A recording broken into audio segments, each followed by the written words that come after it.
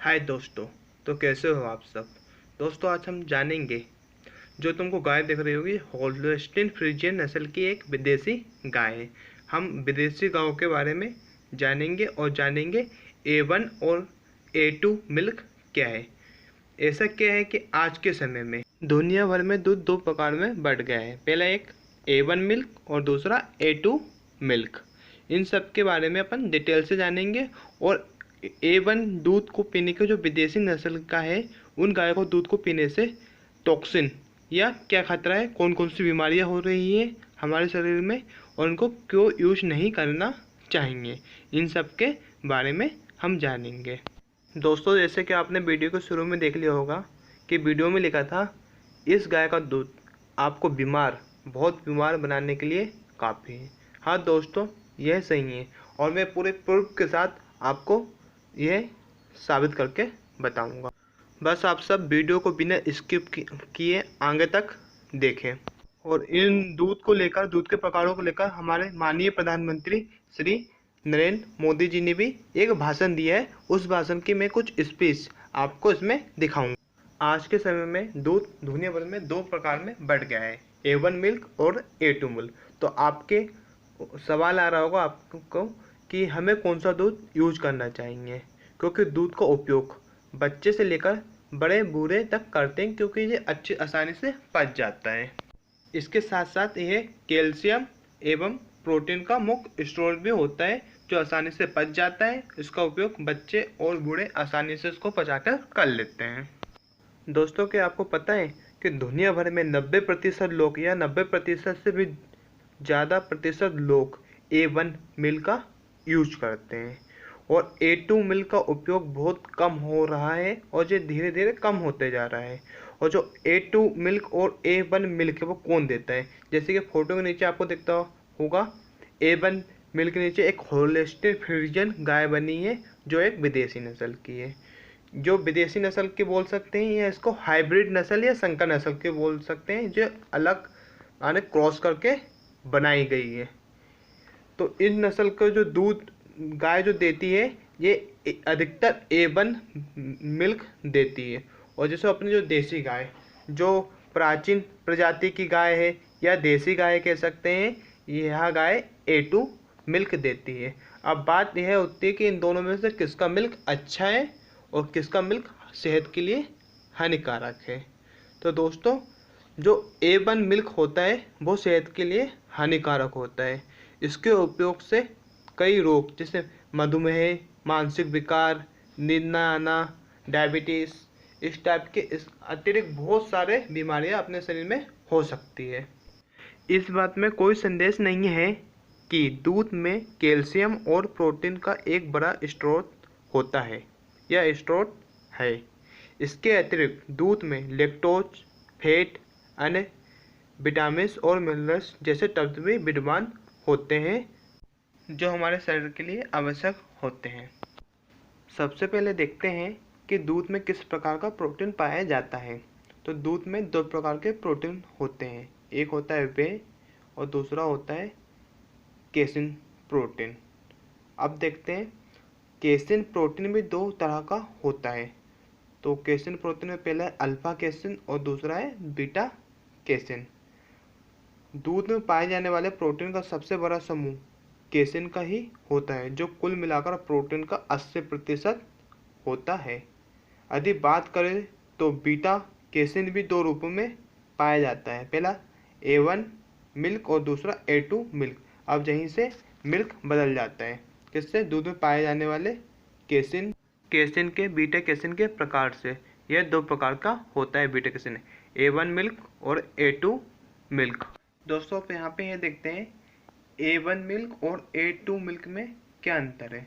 तो A1 milk A1 प्रकार की गाय देती है, जो विदेशी नस्ल की गाय होती है। जैसे यहाँ पे दिख रहा होगा एक सांड है नीचे, तो यह संकर और हाइब्रिड नस्ल का सांड है। नहीं जाने यह कौन कौन सी प्रजातियों के संकर से बनाया गया होगा, ये या तो हो सकता है गाय को भैंसे से मिला के बना दिया गया हो। ऐसे ऊपर आपको दिख रही होगी वो सांड के ऊपर एक जर्सी नस्ल की गाय है। तो यह गाय भी आने की A1 मिल्क देती है, जो सेहत के लिए हानिकारक होता है। और अपने राइट साइड में दिख रही है साहिवाल गाय। जो साहिवाल है ये एक प्राचीन देसी गाय है, ये एक भारतीय गाय है। इसका जन्म स्थान भारत में ही हुआ है। जे इसका जन्म स्थान अभी जो पाकिस्तान के क्षेत्र में चला गया है, बाकी ये भारत में भी पाई जाती हैं। और जो यह गाय है, ये है गाय A2 मिल्क देती है, तो ये सेहत की दृष्टि से इसका दूध बहुत अच्छा होता है। दोस्तों यहाँ पे ऐसा नहीं है कि विदेशों में सिर्फ A1 मिल्क वाली गाय पाई जाती है। इससे विदेशी नस्लों का से यह मतलब नहीं है, मतलब इससे है कि वो हाइब्रिड आने की, उनको जब हाइब्रिड कर लिया जाता है तो उनको जीनों में परिवर्तन हो जाता है, इसके कारण वह गाय A1 मिल्क देने लगती है। विदेशों में भी, जैसे पश्चिमी अफ्रीका देशों में भी A2 मिल्क देने वाली गाय पाई जाती है, जो प्राचीन और देसी गाय है। इसका मतलब ये है कि जो प्राचीन और जो देसी गाय है वही A2 मिल्क देती है। दोस्तों एक वीडियो में अपन देखते हैं कि माननीय श्री प्रधानमंत्री जी आने के A2 मिल्क के बारे में क्या बोलते हैं।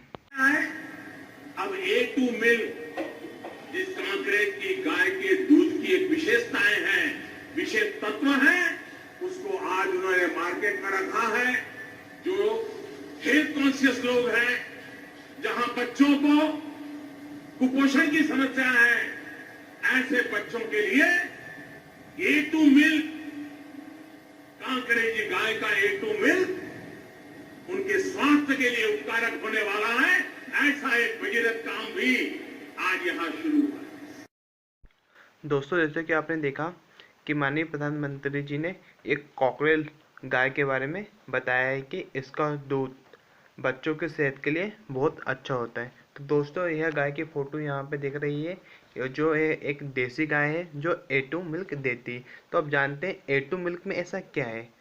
तो दोस्तों इसमें केसिन प्रोटीन के साथ साथ एक खास प्रकार का अमीनो एसिड भी पाया जाता है, जिसे हम प्रोलिन कहते हैं। आपकी जानकारी के लिए यह बता दें कि दूध में जो प्रोटीन होता है वह पेप्टाइड में तब्दील होता है और बाद में यह एमिनो एसिड में बदल जाता है। तो देसी गाय में खास प्रकार का एमिनो एसिड पाया जाता है, जिसे क्या कहते हैं, प्रोलिन। ये एक मेन पॉइंट है, देसी गाय के में जो अमीनो अम्ल पाया जाता है उसे प्रोलिन कहते हैं। अब चलते हैं A1 दूध की ओर। उसमें कौन सा एमिनो एसिड पाया जाता है जो सेहत के लिए सबसे हानिकारक है। इसमें जो एमिनो एसिड होता है ये मेन रोल करता है कि ये A1 दूध है या A2 दूध है, या सेहत के लिए अच्छा है या सेहत के लिए हानिकारक है। तो दोस्तों अब बात करते हैं विदेशी नस्ल की हाइब्रिड गाय। कौन सी गाय? हाइब्रिड। विदेशी नस्ल से मतलब नहीं है, हाइब्रिड नस्ल की गाय जो A1 मिल्क देती है, उनके बारे में। तो दोस्तों A1 गाय के दूध में पाए जाने वाले अमीनो एसिड को हिस्टिडाइन कहते हैं। तो अपन ने पढ़ा था A2 जो गाय है जो देती है उनमें कौन सा अमीनो अम्ल पाया जाता है, उनमें प्रोलिन अमीनो अम्ल पाया जाता है। तो जो A1 गाय है इनमें सबसे अमीनो एसिड का काफ़ी बड़ा रोल होता है A1 और A2 मिल्क में। तो A2 मिल्क में जो प्रोलिन पाया जाता है वो BCM7 को बॉडी में पहुंचने से रोक देता है। कौन रोक देता है? Proline amino acid. किसको? BCM7। तो अब जानते हैं यहाँ पे पूरा रोल कॉल तो ये BCM7 ही का है। ये एक बहुत हानिकारक पदार्थ है। तो BCM7 क्या है इसको जानते हैं। BCM7 एक ओपिओइड पेप्टाइड होता है जो बॉडी में नहीं पचता है, यानी कि एक हानिकारक पदार्थ है जो अपना शरीर इसको पचा नहीं पाता है। और इसे रिसर्च ने यह पॉइंट आउट किया है कि इससे और भी कई तरह की बीमारियां और परेशानियां हो सकती है, जैसे मधुमेह इत्यादि।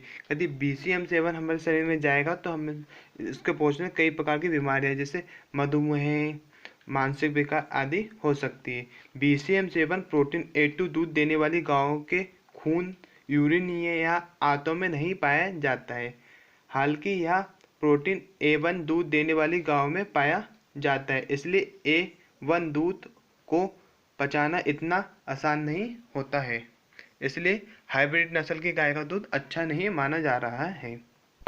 दोस्तों किंतु जो A1 दूध है ये इसको इस्तेमाल से शरीर को किसी भी प्रकार की क्षति या नुकसान नहीं होती, यानी शारीरिक क्षति किस प्रकार की नहीं होती है। यह दूध सिर्फ मानसिक और मधुमेह और बच्चों में आने के आंतरिक कुछ नुकसान पहुंचा सकता है। इसलिए यह कहना गलत होगा कि A1 दूध पूर्ण रूप से नुकसानदायक है, क्योंकि अभी तक ये कहीं पर भी इस तरह से प्रूफ नहीं हो पाया है कि यह दूध पूरी तरह से विषैला है, इसका यूज नहीं कर सकते। क्योंकि दुनिया में अभी भी और इंडिया में भी सबसे ज़्यादा जो दूध यूज होता है वह A1 मिल्क यूज हो रहा है कि 95% से भी अधिक पूरी दुनिया में जो दूध यूज हो रहा है वो A1 मिल्क है।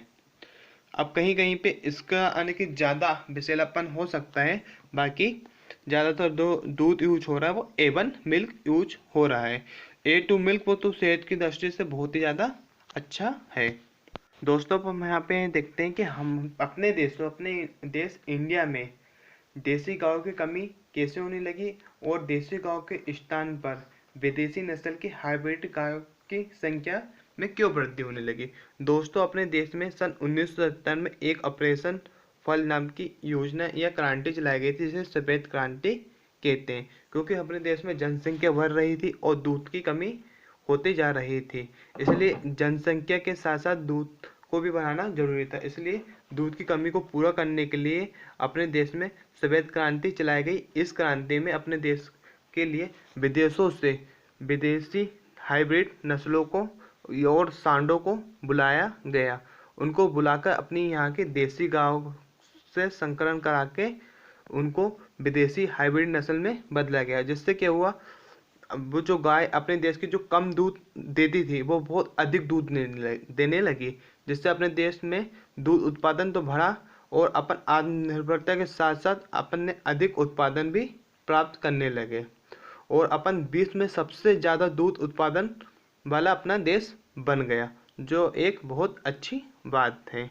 इसके साथ साथ अब अपनी जो देसी गाय जो बहुत अच्छा दूध देती है उनकी संख्या कम होने लगी। अपन को इसकी ओर भी ध्यान देना पड़ेगा। और जो देसी गाय जैसे गिर नस्ल की गाय बहुत अच्छी मानी जाती है, तो इनका संरक्षण करके इनका जो दूध होता है, इनका दूध थोड़ा A2 मिल्क बोल के बेच के अधिक पैसा इससे कमाया जा सकता है, क्योंकि जो इनका दूध है पूर्ण रूप से शुद्ध होता है और देसी नस्ल का होता है। इसके साथ साथ जो देसी नस्ल की जो गाय होती है उनका गौमूत्र भी बहुत इस्तेमाल किया जाता है। गाय का नहीं, ज़्यादातर जो होता है जो बच्चियाँ होती हैं, यानी जो गाय का बच्चा होता है, जब तक वो बच्चा आने की गाय का बच्चा जब तक खुद बच्चा नहीं देते तो उसका जो गौमूत्र होता है वो बहुत अच्छा माना जाता है। उसमें रोग प्रतिरोधक क्षमता होती है और जब वो माँ बन जाता है, यानी गाय का जो बच्चा माँ बन जाता है, तो उसमें यह गुण चला जाता है। तो जो गाय होती है, जो गाय जब बच्चा देती है तो वह जिस दिन दूध देती है तो उस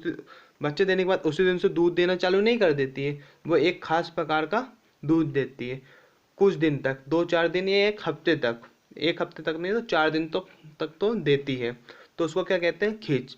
तो वो जो मूत्र में गुण पाया जाता है वो फिर खींच में आ जाता है जब वो बच्चिया गाय बन जाए या माँ बन जाए।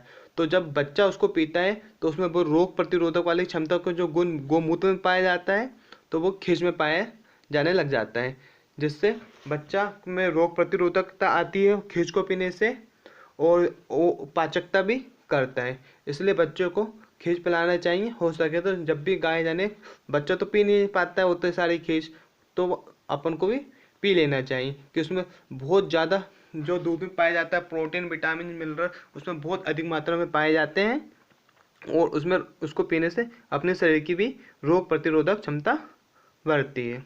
दोस्तों वीडियो को पूरा देखने के लिए बहुत बहुत धन्यवाद।